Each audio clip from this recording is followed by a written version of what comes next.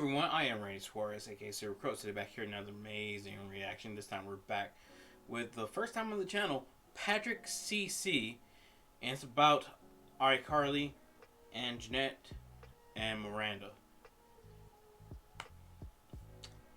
Y'all may not know, I'm a big fan of iCarly. I was a big fan with Drake and Josh. Big fan of the whole Nickelodeon stuff. Like from the Miranda show, a lot of things, all that.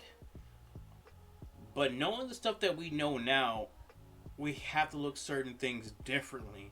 If you know, you know. Especially after watching Quiet on Set, look a lot of things differently. And this is coming from a guy who basically grew up with these shows. Especially, you know, all that, Miranda show, Drake and Josh, iCarly, Victorious in a way. Knowing stuff that we know now, and knowing stuff that was going on with Jennette, is just like, whew. But anyway, we're here to react to Patrick. So you like any of this content, please like, comment, and subscribe to my channel. Like, comment, and subscribe to Patrick CC. I will leave the original link to this video down below so you can watch it uninterrupted. Also link to my Twitter, Instagram, and TikTok. You can go follow me on those social platforms. Link to my Cashapp. Feel gracious enough to donate.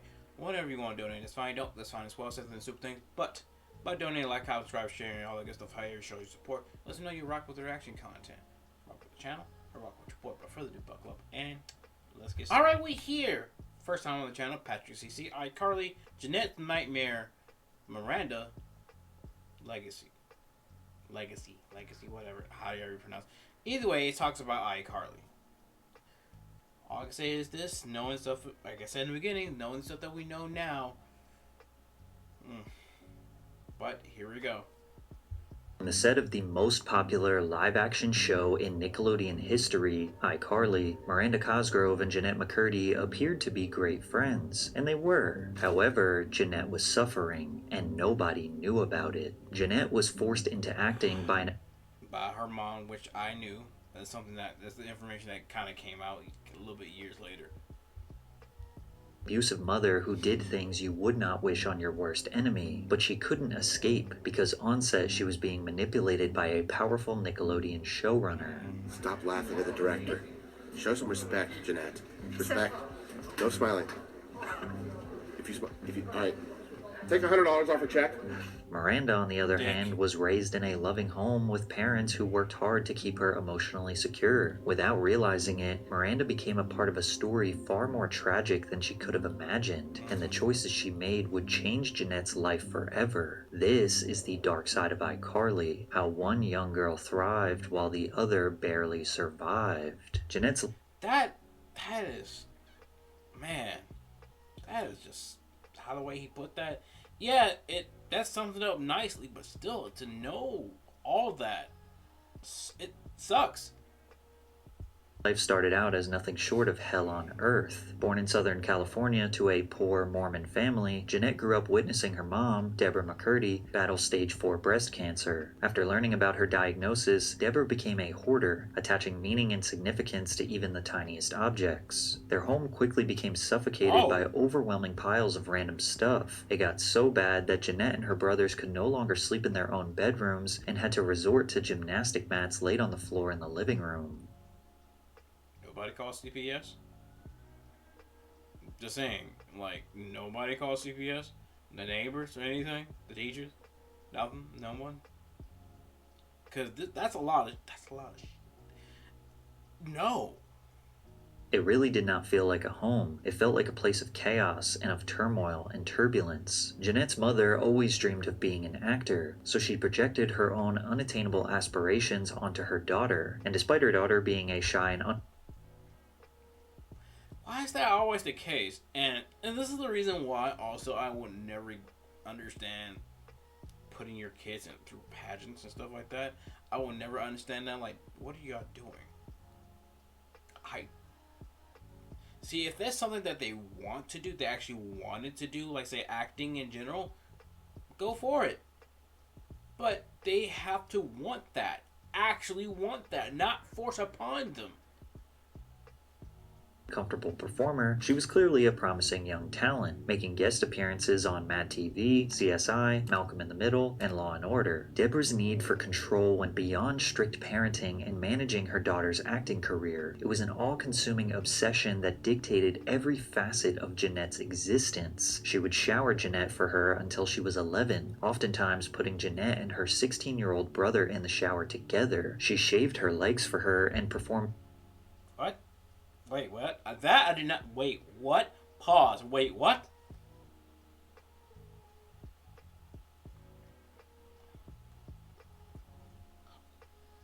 Okay, I need to hear that again, make sure I'm not tripping. She was 11, oftentimes putting Jennette and her 16-year-old brother in the shower together. She shaved her legs for her and performed routine breast and vaginal exams on Jennette to check her for cancer. Alright, get it? Mom is technically battling cancer. Does not give her excuse to do all this weirdness. Mom even taught her how to restrict her calories in an attempt to delay puberty and Wait, appear what? younger to land more jobs, essentially encouraging Jennette to become anorexic. So I asked if there was a way that I could stop the boobies from coming in, and she told me, well, there's a thing called calorie restriction. Wow. And it became our sort of secret and our code, and something that, as disturbing as it is, really bonded us. Right. It was our thing. Yep. No one else got this thing. We got this thing. I can look at you from across the room and know you got me and I got you. And we were just in the disease, in the sickness. But there was a connection that the sickness created that I, of course, couldn't see at the time. Her favorite foods soon became sugar-free popsicles, applesauce, and unsweetened iced tea, and her dinners often consisted of iceberg lettuce with dressing spray and ripped up pieces of low-calorie bologna. This also made for a confusing dynamic, as Jennette's character on iCarly was obsessed with food, constantly indulging in binge eating, which to her almost felt like a mockery of her real life. But again, nobody knew what Jennette's mother was doing to her. Not only was she a malnourished... And I know he said at the end they were friends. Her and Miranda. I wish they were friends now. I can only imagine them being friends now. Bonding over talking, being friends. I understand that everybody went on with their lives. That's understandable. Damn, though. child, but she also dealt with the same stresses of adult actors on set. That's a good question. I remember I would cry on several occasions when it just felt like it really got to be too much, and I'd tell my mom, I don't want to do this anymore, but she would either say like, Nat, you don't mean that, or she'd say, well, we need this. So there were kind of two different arguments that she would hit me back with, and then I'd feel guilty. And, you know, would keep doing it. Which is why when she landed the role of Sam Puckett on iCarly at age 14, she thought it would be a breakthrough moment. Everything's going to be better. Mom will finally be happy. Her dream has come true. And that's the thing. It's her mom's dream, not hers. Oh, let me straighten that out. Yeah, it's not her dream. It's her mom's. And when you have to live for others, not just for yourself, it becomes a burden. Especially if you being forced to do something that you about to get growing to hate. If you don't have it, you don't hate it already.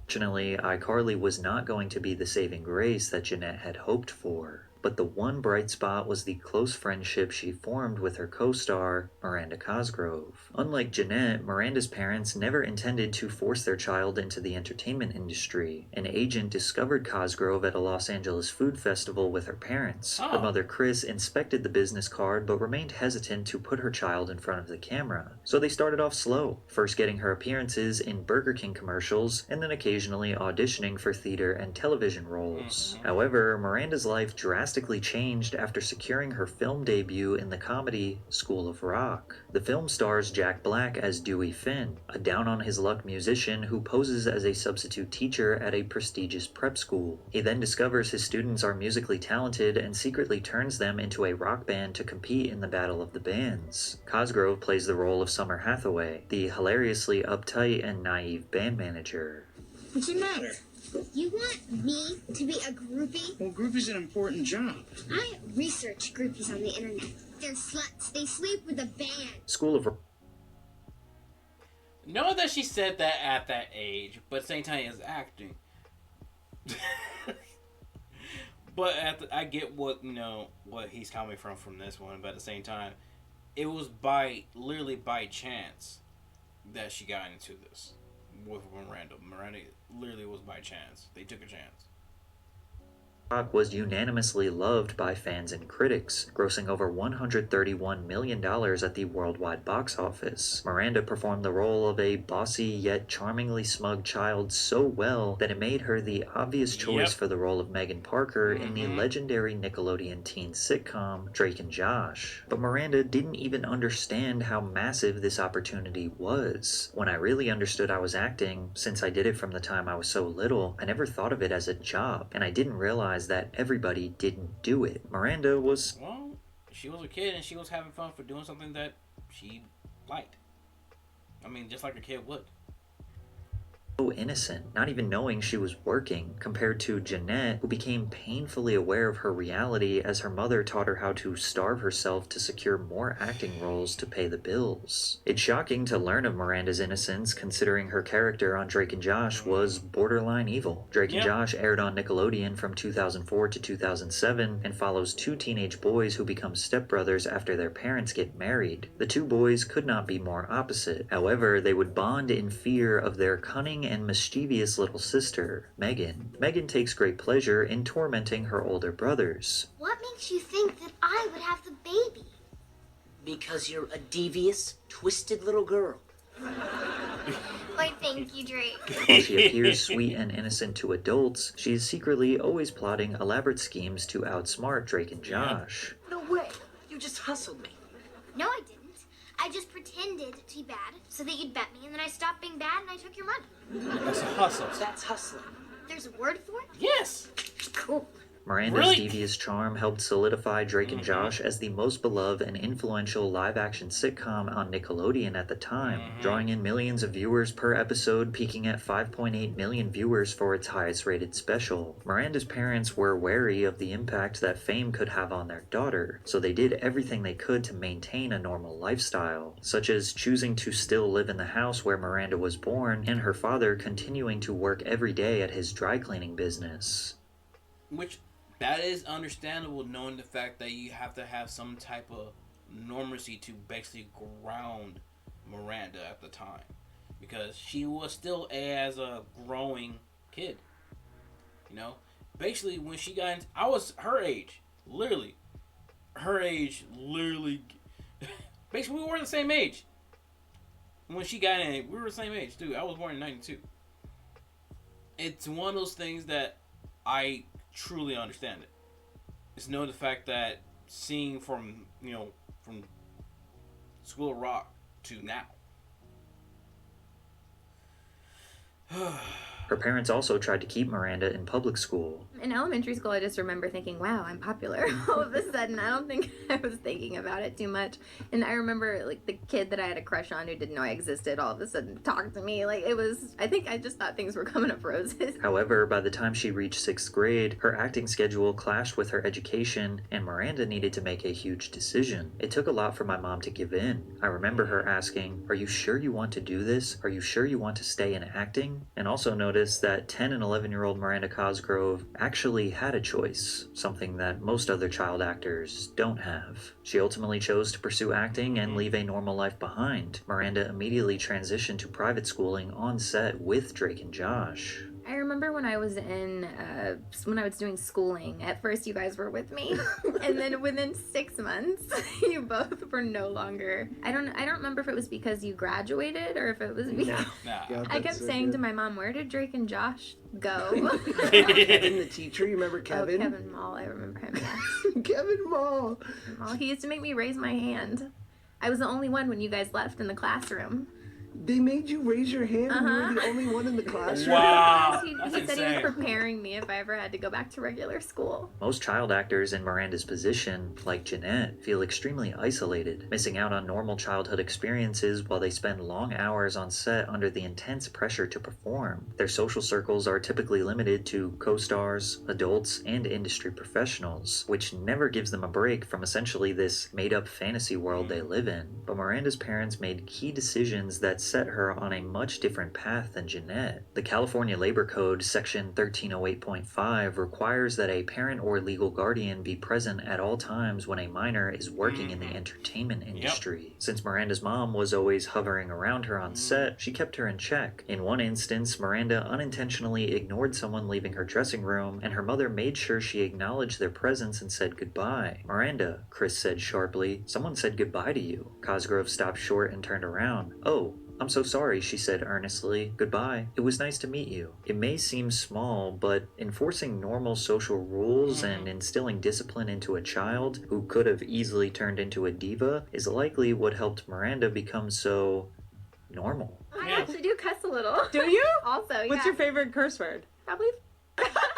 Drake and Josh ended when Miranda was just 14 years old. With plenty of years ahead of her and obvious star power as a child actor, Nickelodeon had no choice but to build a new show around Miranda. That show would bring together two young girls who were living drastically different lives behind the scenes. Dan Schneider, who was the head producer, writer, and creator at Nickelodeon, originally planned to create a show where Miranda plays a normal girl who gets cast to star in her favorite TV show called Starstruck. However, he would ultimately scrap the idea and begin the development for iCarly, a show about a group of teenagers running their own online web show, long before YouTubers and social media influencers became household names. And which sparked this whole type of not just influencer but content creators too as well, podcasts and all other stuff. It did spark that idea, like more. It literally put fuel to the fire of that type of an idea, and look where we are now. We're gonna make spaghetti tacos! A dish invented by my brother Spencer, whose real name is Letitia McPeanuts.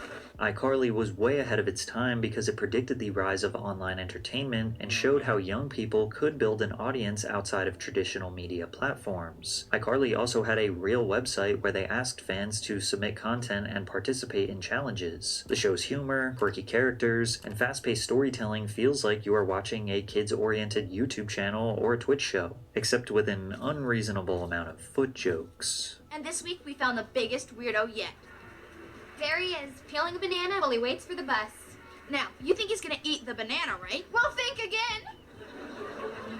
Yep, there he goes. Doing the peel. What a freak. And that's why the new champion of Who's That Weirdo in My Neighborhood is... Crazy Fruit Dude! Miranda portrayed a character that was similar to her real-life personality. Sweet, wholesome, and silly. Jennette's character, Sam, almost hit a little too close to home. Sam Puckett was known for her tough, no-nonsense attitude, sarcastic humor, and rebellious spirit. I got kicked out of the cafeteria for slapping Gibby with a piece of pizza. Why did you slap Gibby with a piece of pizza?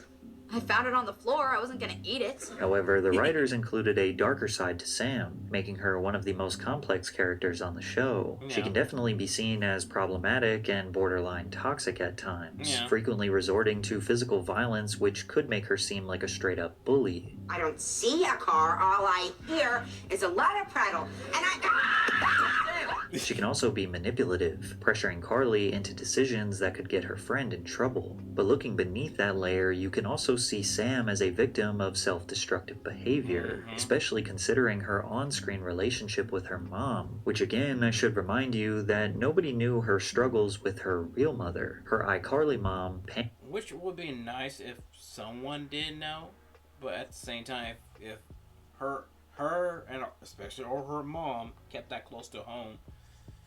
Oh man. Ooh.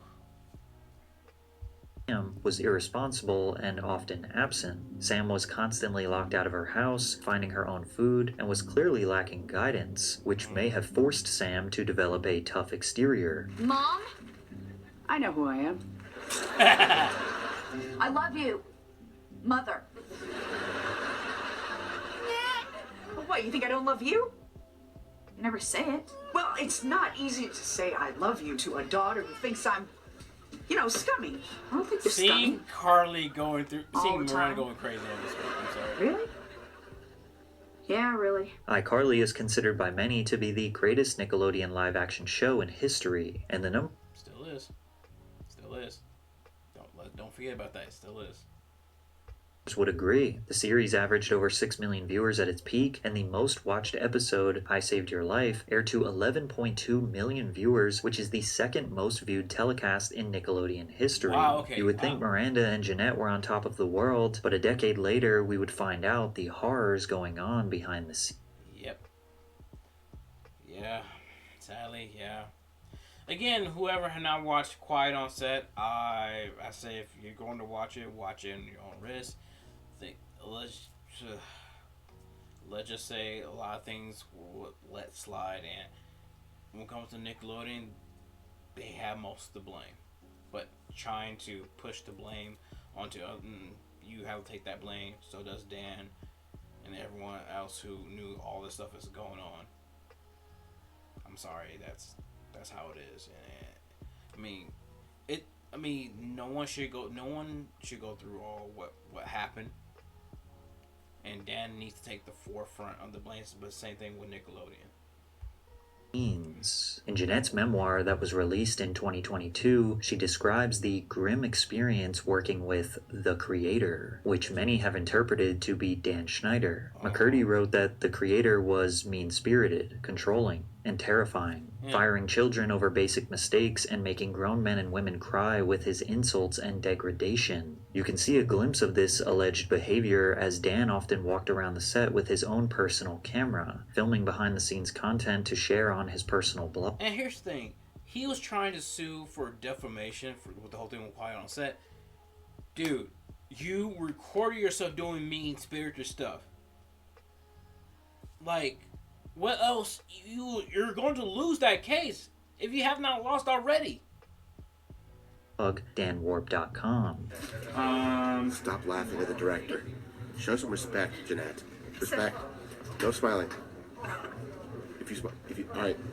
Take $100 off a check.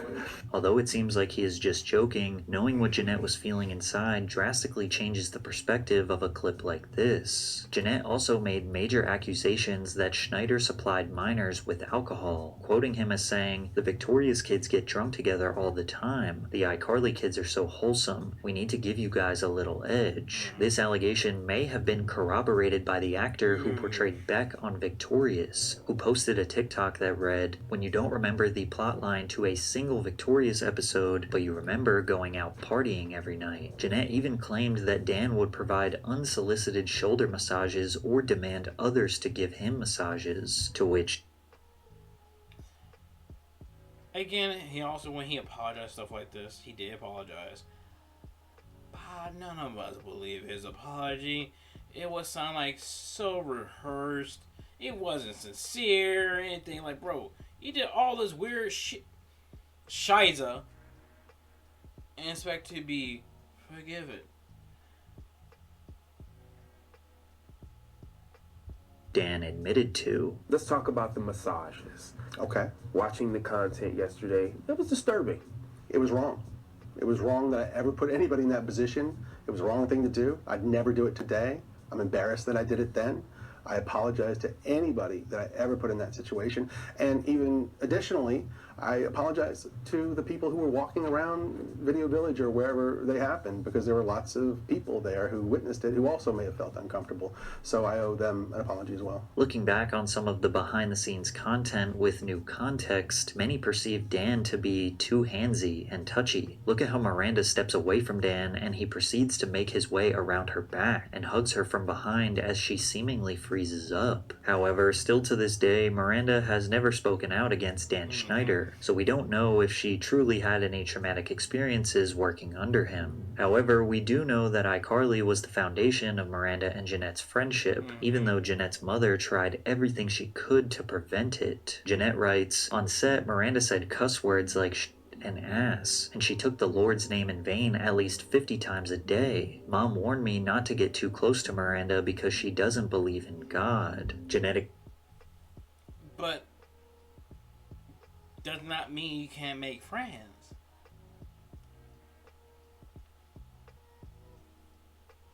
Yeah, I kind of understand why she named her book what she did now.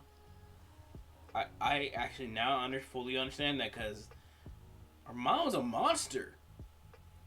Explained how her mother skewed her view of female friendships since she would cast them in a negative light. My mom was always saying, men will never really know you and they'll hurt you, but women will know you deeply and then they'll hurt you. You tell me which is worse. As a result, Jennette was cautious around other girls, but by now she was a teenager, and even her mother's manipulative tactics couldn't prevent her from getting close with Miranda. Miranda and I spent hours talking every day. Even though in person Miranda seemed shy and quiet, she had a distinct and hilarious personality through her written words. So many of the things she said made me laugh. Her way of observing things, people, habits, human nature. I loved her, and I was so excited we were becoming friends. Jennette kept the dark reality of her home life a secret. She hid it from Miranda, and from everyone. So the fact that her and Miranda truly became friends eliminated the idea that it could have been out of pity. It was genuine.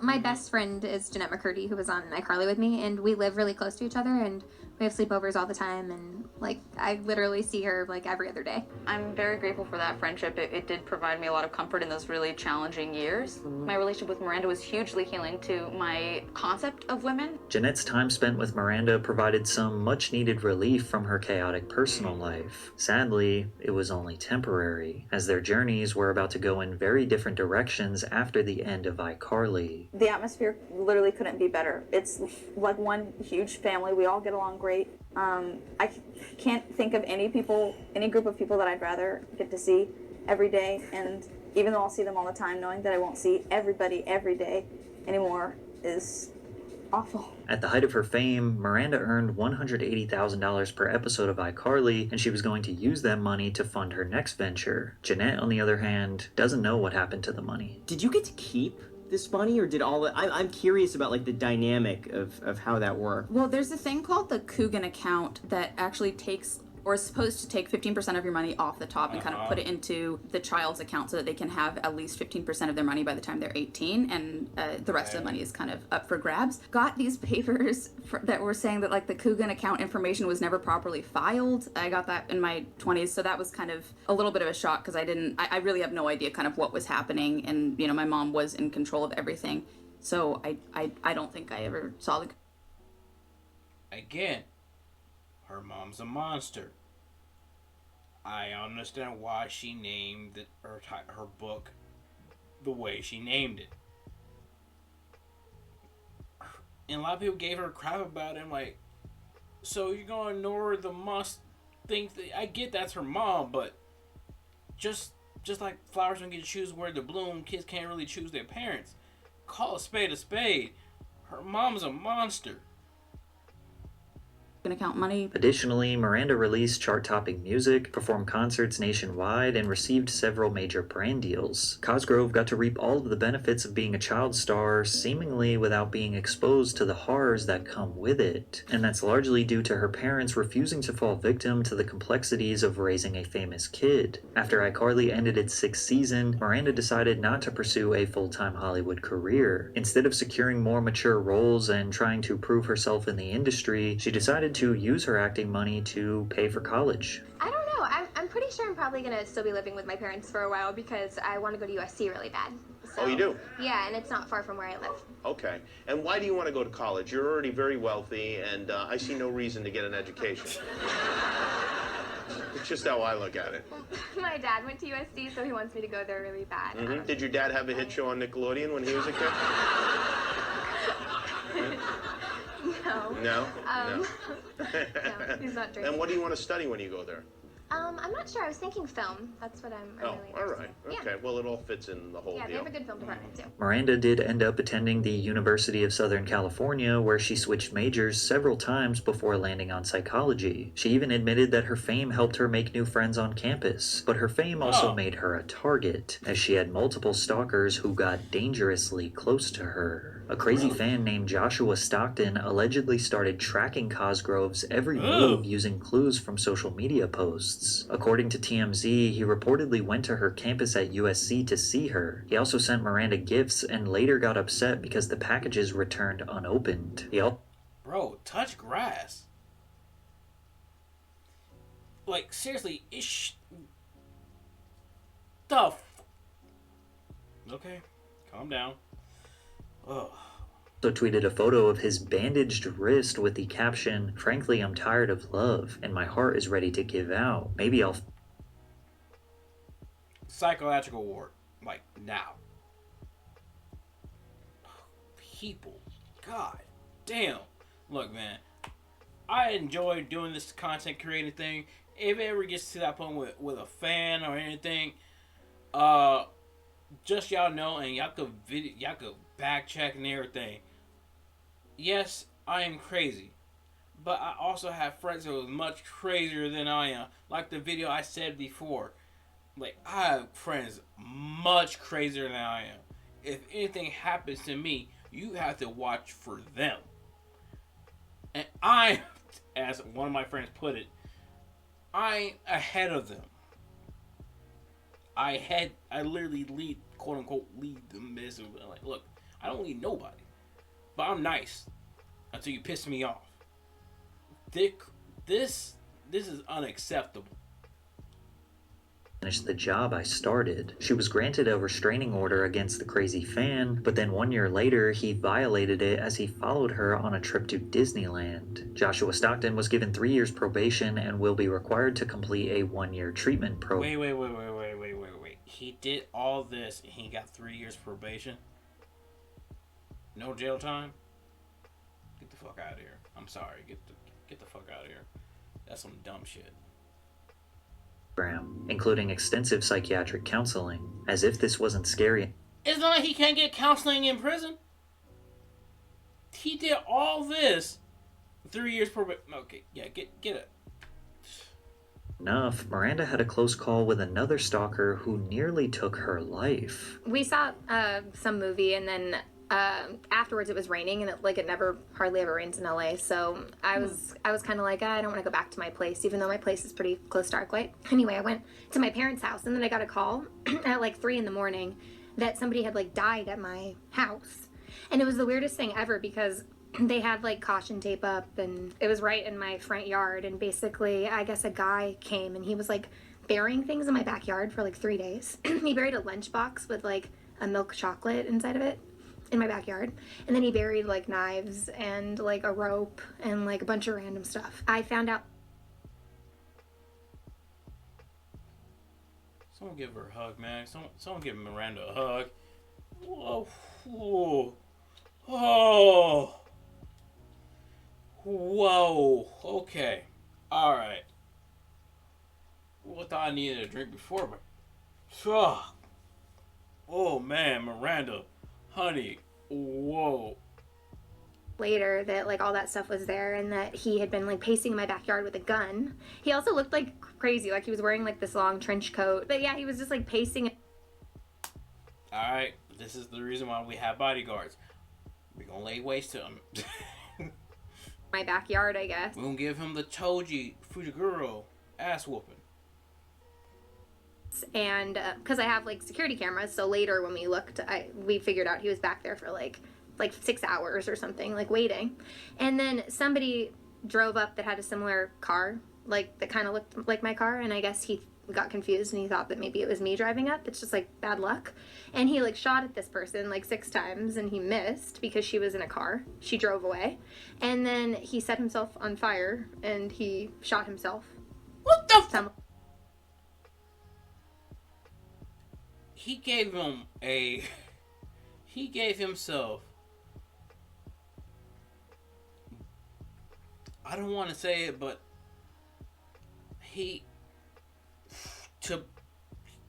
okay, guys, it's okay to be a fan. So, for some cases, a super fan. This, again, not acceptable at all. And then later, so I got a call at 3 or 4 in the morning. This happened probably at 1 in the morning. I got a call at 3 or 4 in the morning saying where are you? Can you come to your house because someone themselves there.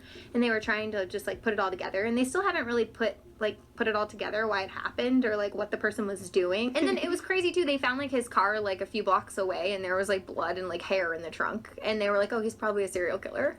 But they never figured out exactly like the story. Although this experience would probably lead to life. Give him Miranda a hug, for the love of God. Oh. Oh, man. Oh, guys, it is not that serious. Oh, my God. Oh. Trauma from others, Miranda was more upset that he prevented her from meeting new friends. But so a couple days before the incident with the guy that came to my house, I had never met the guy before, but he came to my house and this was years ago too, and tried to kill me.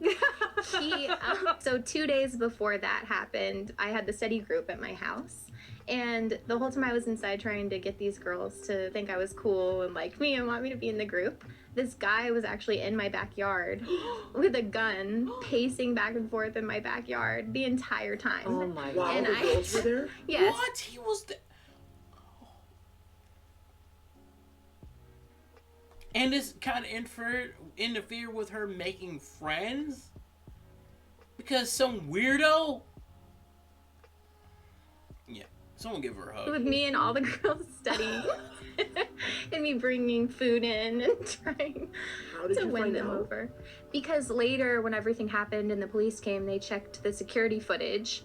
And so 2 days before, he had already been there. While you were first trying to like have friends, there was a man with a gun in your backyard. And then the police had to call all of the girls because for a split second they didn't, because they didn't know who he was. So they were trying to figure out his identity. So they called all the girls thinking maybe it was one of their ex-boyfriends or somehow related to them.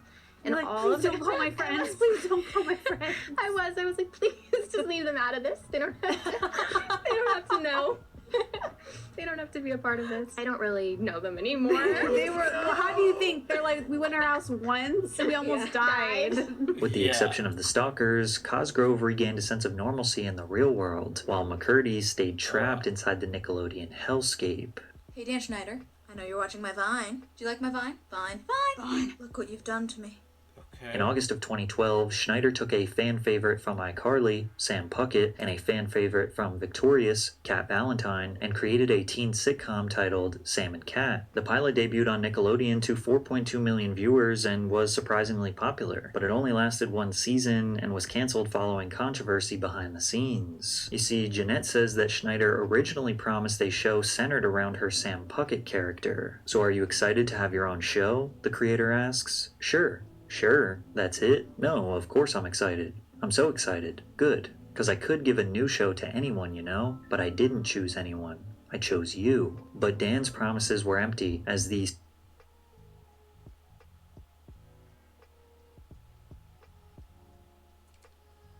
The more we know about the whole thing with Dan, the more You know what? No, I'm gonna keep that part to myself. Dude's an A1 scumbag. Let's put it that way.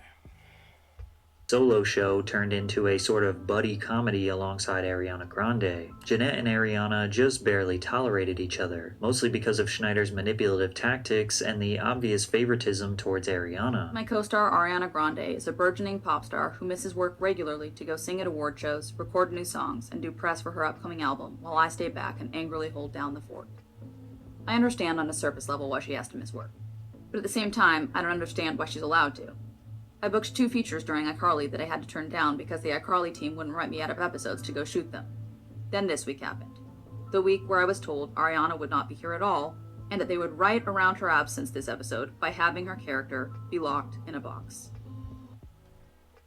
And why people say, oh, she's wrong for being jealous at Ariana Grande, okay? Whatever. Ariana Grande. There we go. Ooh. When Dyslexia kicked in, kicked out. But anyway. And here's the thing. Yes and no, due to the fact that she been on this team for years. For years. And couldn't do what Ariana Grande did. But if she comes along and asks for the exact same thing, sure. That's not fair. And a lot of people say, oh, life isn't... No. Yes, we get life is not fair. But when it comes to these type of opportunities, that's not fair. Are you kidding? So I have to turn down movies while Ariana's off whistle-toning at the Billboard Music Awards? Fuck this. Ariana misses work in pursuit of her music career, while I act with a box. If I wasn't such a good sport, I wouldn't be in this predicament in the first place. I wouldn't be on this shitty show saying these shitty lines on this shitty set with this shitty hairstyle.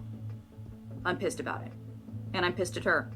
Jealous of her. It's easy to see how Jennette built up resentment towards her co-star. Every time something exciting happens to her, I feel like she robbed me of having that experience myself. As if Jennette's internal struggle wasn't hard enough, her mother Deborah passed away losing her battle with breast cancer. Near the end of her life, Deborah wrote Jennette a shocking email containing things that no mother should ever say to her child. Dear Nette, I am so disappointed in you. You used to be my perfect little angel, but now you are nothing more than a little, all caps, flus. For those who are defending her mom, like for real, because there was a lot of them. Look at me. Look, come here. Understand this. Like I said earlier, kids don't get to choose who their parents are, just like how flowers you don't get to choose where to bloom at. This is not a parent. This is a monster disguised as her mom. People like this, I swear to beyond of the beyonder, don't need to be parents. Due to the fact this should never, ever come to this. Capiche? Alright. All used up. And to think, you wasted it on that hideous ogre of a man. I saw the pictures on a...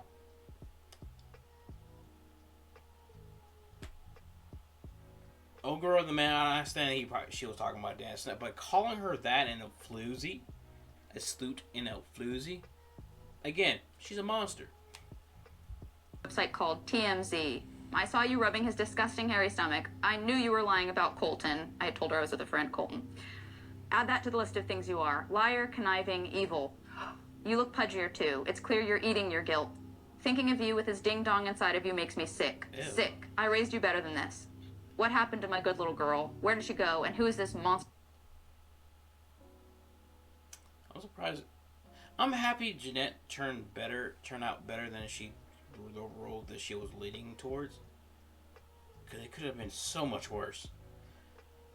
But again, her mom's a monster. That has replaced her. A monster. You're an ugly monster now. I told your brothers about you, and they all said they Look who's talking! Oh my god, her mom's infuriating! And you just like I do. We want nothing to do with you. Love, Mom. Or should I say Deb, since I am no longer your mother. P.S. Send money for a new fridge. Ours broke. Starve. I'm sorry, starve. No. No, you get your own fridge. You saying all that damn P.S. I need a fridge. No. Losing a parent is already hard, but what about losing an abusive parent that wholeheartedly admitted they want nothing to do with you? As you can imagine, this sent Jennette's life into a dark place. To compound the stress, McCurdy was the victim of an invasion of privacy when explicit selfies of... I remember that. I even saw those. You know the reason why? Here's the thing, and her ex is the one who leaked those. I think she said that it was on an interview that she just dumped somebody, and he was a bad kisser. It was literally a question or something like that. I don't remember the context. All I remember is who was your worst something out of a relationship. Say, oh, my recent ex. He was kind of like really bad kisser and everything. He leaked the photos. Look, dumbass, we know. And the point that she knew it was him. She knew. First surfaced on the internet, which ultimately led to Nickelodeon canceling Sam and Cat, claiming both actresses desired to move on to other projects. Following her mother's passing, Jennette began to struggle with an eating disorder as well as an addiction to alcohol. As the show was airing, her mother died of cancer. Jennette says her life was spinning out of control, anorexia morphing into bulimia and alcohol abuse.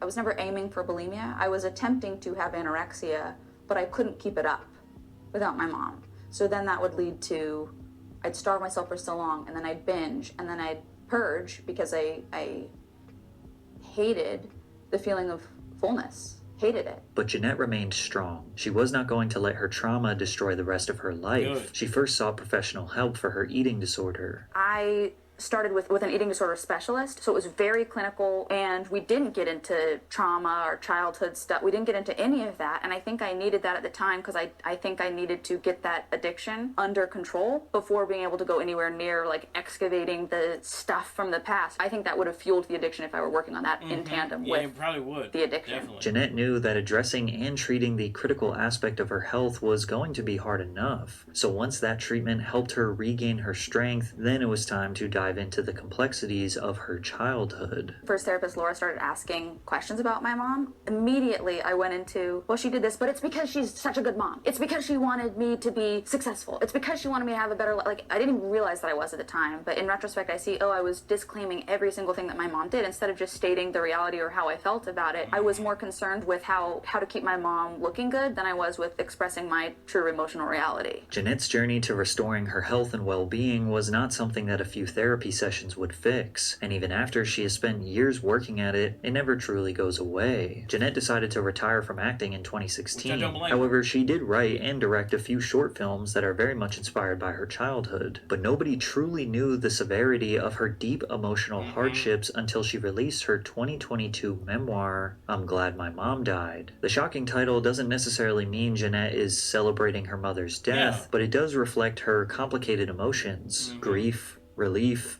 and the pain of losing someone who also caused her harm. Her mom's passing meant the end of her control and abuse, finally giving Jennette the chance to heal. The reality is, mourning an abusive parent isn't always simple. Sometimes sadness and relief exist at the same time. And millions of people around the world supported Jennette's vulnerability. Putting something this deep and complicated out to the world is not easy. Her memoir sold over 200,000 copies across all formats in its first week, and as of today, she has sold over 2 million copies. 80 weeks, #1, baby. I'm scared. I don't like blood noises. I don't blame you. My ears are sensitive, so a lot of noises. It's. I'm scared. Okay. I hate. This is a bad idea. I hate loud noises.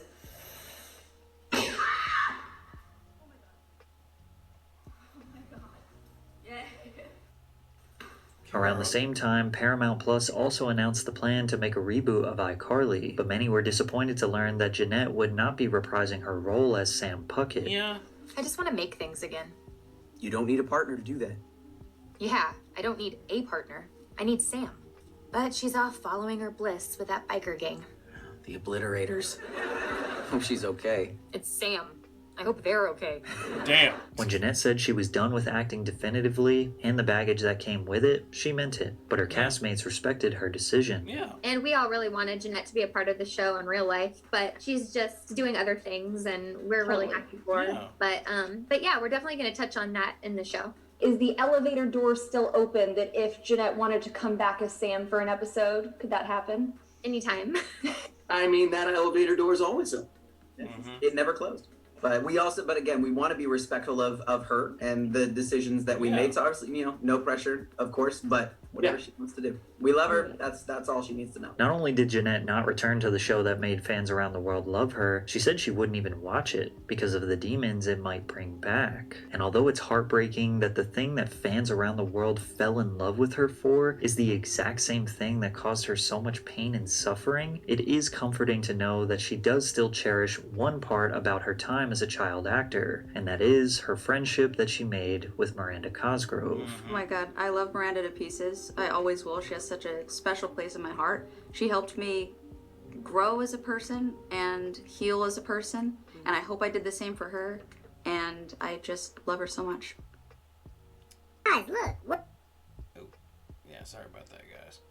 But yeah, when it comes to that in general, totally understand why, why she never wanted to return to iCarly. It's due to the fact that she's done. She's officially done with acting. She wants to leave those negative thoughts where they are. And I can't really blame her for that, But hey, I hope y'all enjoyed this as much as I did. And like I said, I don't blame her, name her. I didn't get mad when that name dropped for her freaking book. A lot of people did, saying, "Oh, that's your mom." And I'm like, you don't know. Calm down. You just don't know. I get that you're supposed to respect your elders, respect your authority figure, but her authority figure mistreated her so bad, to the point that it done not permanent damage, but damage that needs time to heal. So it may heal, but those scars are still there. So again, you don't know. But I digress. But if you like any of this content, please like, comment, and subscribe to my channel. Like, comment, and subscribe to Patrick CC. I will leave the original link to this video down below so you can watch it uninterrupted. And until next time, please take care of yourself. Stay hydrated, stay safe, stay warm. Peace out. And little questions is everything.